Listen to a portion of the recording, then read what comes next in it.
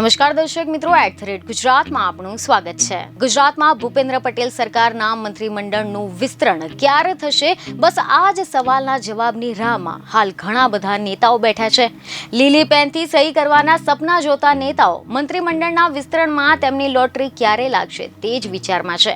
અને હાલ ફરી એકવાર મંત્રીમંડળના વિસ્તરણમાં એવા બે નેતા છે કે જેમના નામ લગભગ કન્ફર્મ થઈ ગયા છે। તેને લઈને ભારે ચર્ચા ચાલી રહી છે અને આ બંને નેતા છે કોંગ્રેસમાંથી ભાજપમાં આવેલા અર્જુન મોઢવાડિયા અને CJ ચાવડા। જ્યાં ખબરો એવી મળી રહી છે કે ભાજપના વર્તુળમાં હાલ તો એવી ચર્ચાઓ શરૂ થઈ ગઈ છે કે અર્જુન મોઢવાડિયા અને CJ ચાવડા જ્યારે ભાજપમાં જોડાયા ત્યારે મંત્રી પદનું કમિટમેન્ટ કરેલું હતું, જેથી હવે આ બંનેને મંત્રી પદ મળી શકે છે। આવતા મહિને એટલે કે જુલાઈ મહિનાના પ્રથમ સપ્તાહમાં મંત્રીમંડળનું વિસ્તરણ થઈ શકે તેવી જાણકારી મળી રહી છે।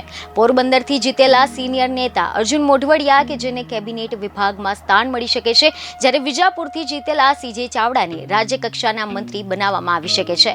ખબર એવી મળી રહી છે કે આગામી જુલાઈ માસના પ્રથમ સપ્તાહમાં મંત્રીમંડળનું વિસ્તરણ થઈ શકે છે અને જો વિસ્તરણ થાય તો તેમાં ભાજપના 5 જેટલા ધારાસભ્યોને પણ મંત્રી પદની લોટરી લાગી શકે તેવી પણ વાતો વહેતી થઈ છે।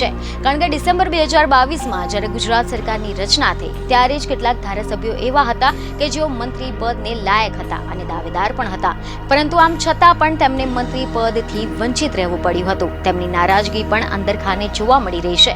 આથી આવા ધારાસભ્યોને શાંત કરવા માટે મંત્રી પદ આપવું જરૂરી છે। બીજને ખબર સાથે ફરી મળીશું। ધન્યવાદ।